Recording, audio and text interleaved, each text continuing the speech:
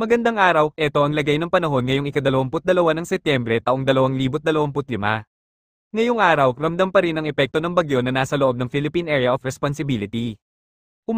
Sa umaga, mararanasan ng mainit at maalinsangang panahon sa ilang bahagi ng Luzon at Visayas, maaaring bahagyang maaraw pero huwag magpakampante dahil mabilis magbabago ang panahon.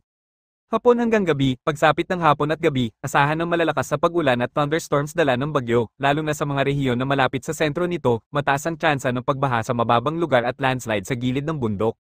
Hangin at dagat, malakas din ang bugso ng hangin, kaya delikado ang pumalaot sa karagatan ng Luzon at Visayas, pinapayuhan ng mga mangingisda at maliliit na bangka na huwag muna pumalaot para sa kanilang kaligtasan.